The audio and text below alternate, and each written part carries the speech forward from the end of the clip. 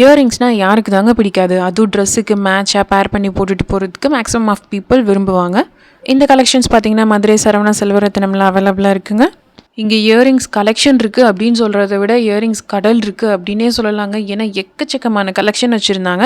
இந்த சைடு இருக்க இதோட ப்ரைஸ் எல்லாம் பார்த்திங்கன்னா மேக்ஸிமம் அந்த 110 அந்த ரேஞ்சில் இருந்துச்சுங்க.